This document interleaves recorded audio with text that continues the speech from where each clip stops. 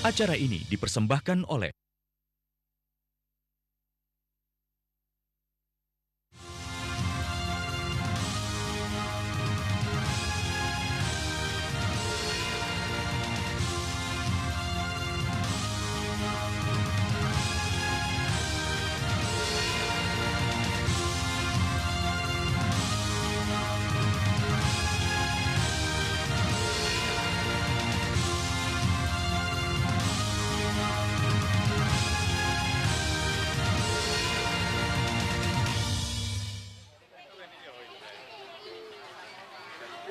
Halo, selamat sore pemirsa, apa kabar? Senang sekali saya Anjung Purbawi kembali hadir menemani Anda dalam Jatim Today, Selasa 8 Maret 2016. Dan pemirsa, saat ini saya sudah berada di depan Pura Segara yang berada di kawasan Kenjeran, Surabaya. Saat ini memang suasana di depan Pura Segara sudah ramai oleh warga sekitar, sekaligus juga umat Hindu yang merayakan Hari Raya Nyepi. Nanti kami juga akan menyampaikan terkait persiapan atau kegiatan mengarak dan membakar ogoh-ogoh yang akan dilaksanakan di kawasan Pura Segara di Kenjeran, Surabaya, pemirsa. Namun seperti biasanya kami akan menyampaikan serangkaian informasi teraktual dari Jawa Timur yang telah dipersiapkan oleh tim redaksi kami. Pemirsa, berikut Jatim Today selengkapnya.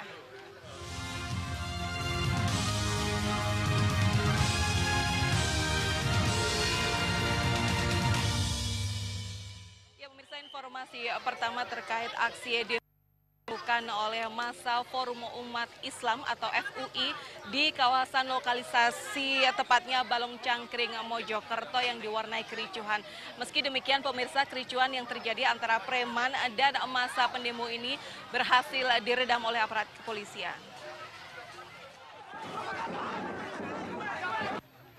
Kericuhan ini terjadi saat aksi demo ratusan massa Forum Umat Islam Mojokerto di lokalisasi Balong Cangkring, Kelurahan Mentikan, Kecamatan Prajurit Kulon, Kota Mojokerto, mendapat hadangan dari preman lokalisasi.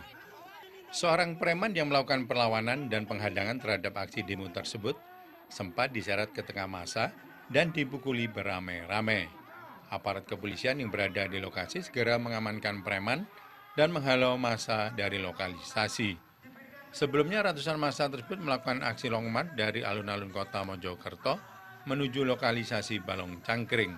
Sesampainya di pintu gerbang lokalisasi, ratusan preman lokalisasi menghadang massa di tengah jembatan. Aparat kepolisian yang bersiaga langsung melakukan penghadangan dan penyekatan sebelum sampai di lokalisasi. Meski demikian, kedua belah pihak ternyata terlibat saling dorong dan beberapa di antaranya terlibat baku pukul. Beruntung polisi segera bisa meredamnya.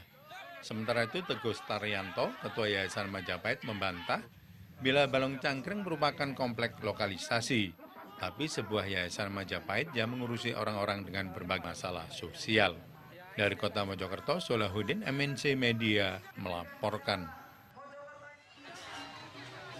Ya pemirsa, seperti yang terlihat di belakang saya saat ini, 8 ogoh-ogoh yang sudah mulai dipersiapkan di ujung Pura Segara yang nantinya juga akan diarak di kawasan Kenjeran, Surabaya. Nanti kami akan menyampaikan kepada pemirsa terkait persiapan perayaan Hari Raya Nyepi di Pura Segara ini. Dan kita kembali ke informasi selanjutnya pemirsa terkait sebuah villa di Kota Batu yang terbakar. Diduga villa sengaja dibakar oleh dua pihak yang masih bersengketa. Hingga Senin malam kemarin villa tersebut juga masih diamankan oleh puluhan aparat kepolisian dan 3 orang telah ditangkap. Villa Triwikrama di Jalan Bukit Berbunga, Sidomulyo, Kota Batu, Senin petang terbakar. Kebakaran ini diduga dilakukan kedua massa yang sedang bersengketa terhadap kepemilikan villa berikut tanah di sekelilingnya. Kebakaran villa berlangsung selama lebih dari 1 jam. Lokasi bangunan villa yang berada di tengah tanah yang luas menyulitkan petugas pemadam kebakaran. Api baru bisa dipadamkan setelah 2 unit mobil pemadam kebakaran dan petugas berjibaku memadamkan api lebih dari 1 jam. Karena melibatkan massa yang cukup banyak, lokasi villa langsung diamankan puluhan polisi. Polisi juga mengamankan 3 orang dari massa terkait pembakaran villa ini. Nah, ini untuk masalah kesengajaan, polisi sedang melakukan penyelidikan. Terus ahlinya yang diamankan? Yang diamankan, jadi kita mengamankan 3 orang saksi, nanti dibawa ke Polres dalam rangka dimintai keterangan. Sengketa villa Triwikrama melibatkan 2 pihak yang sama-sama mengaku sebagai pemiliknya. Pemilik pertama, Billy, mengaku memiliki sertifikat hak milik. Sementara pemilik kedua, Arik Wahyudi, mengaku memiliki surat agendom. SHM Villa 2 lantai dengan luas hampir 1 hektar ini atas nama Eli Magdalena dengan nomor sertifikat 134 tahun 1981 itu dimiliki Billy. Namun sejak setahun terakhir, villa ini ditempati Arik Wahyudi yang mengaku memiliki surat agendom atau surat tanah bekas peninggalan zaman Belanda. Kasus sengketa tanah ini masih dalam proses hukum di tingkat PT UN. Dari Kota Batu, Denny Irwansyah, MNC Media melaporkan. Ya, pemirsa, korban meninggal tenggelamnya kapal Rafflesia 2 di Banyuwangi saat ini genap menjadi 6 orang. Jenazah ke-6 saat ini telah berhasil teridentifikasi sebagai nakoda kapal dari kapal Rafflesia 2. Jenazah saat ini telah dikembalikan kepada pihak keluarga di Bojonegoro dan telah dimakamkan pada Selasa pagi tadi. Setelah melalui identifikasi singkat di ruang jenazah RSUD Blambangan Banyuwangi Senin siang, jenazah yang sebelumnya ditemukan di perairan Gilimanuk, Bali akhirnya berhasil diidentifikasi.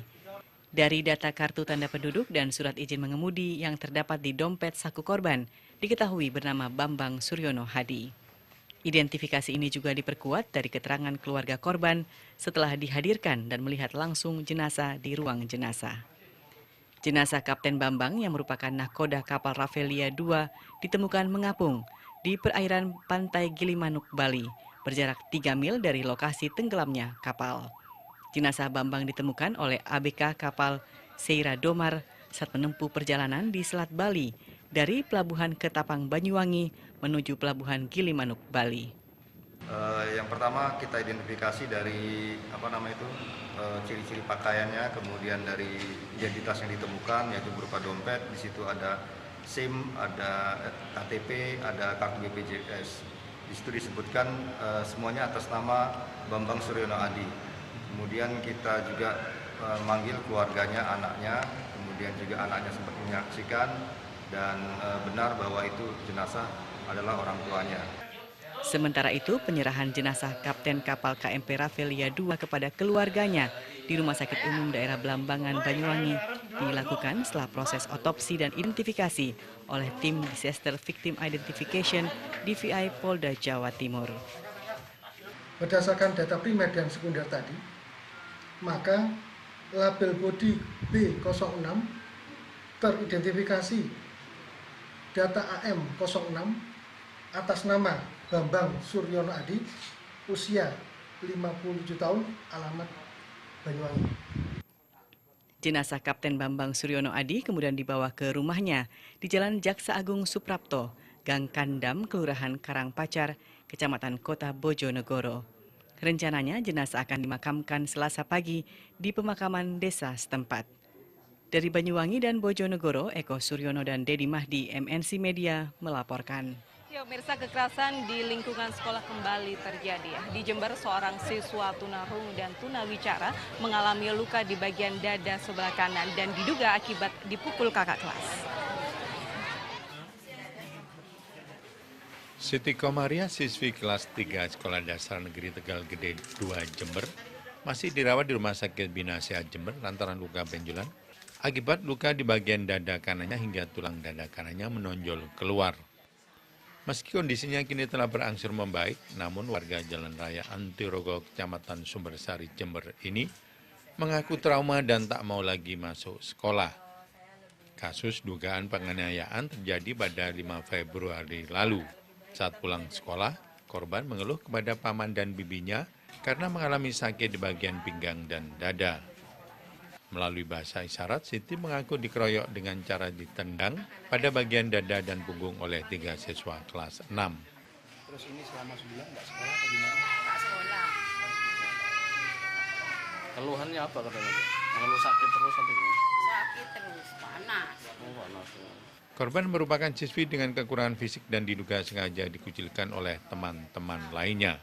Anaknya itu bisu, juga kurang pendengarannya. Jadi memang gimana ya kalau dia itu diingatkan itu maunya sendiri, karena nggak dengar dan nggak bisa bicara. Bupati Jember Faidah yang mengunjungi Komaria meminta agar kejadian penganiayaan tidak terjadi kembali di kemudian hari. Guru harus mengawasi para siswa saat di sekolah sehingga aksi kekerasan siswa tidak perlu terjadi. Dari Jember, Bambang Sugiarto, MNC Media melaporkan. Ya pemirsa, saat ini di belakang saya persiapan untuk arak-arakan ogoh-ogoh untuk perayaan Hari Raya Nyepi ini sudah mulai terlihat, sudah mulai ada anak-anak yang berjajar di belakang saya. Nanti saya akan membahasnya lebih lanjut, bagaimana persiapannya, kemudian bagaimana nanti prosesi membakar ogoh-ogoh dengan narasumber yang telah kami siapkan di lokasi, tepatnya di depan Pura Segara di kawasan Kenjeran, Surabaya. Sesaat lagi, tetap bersama Jatim Today.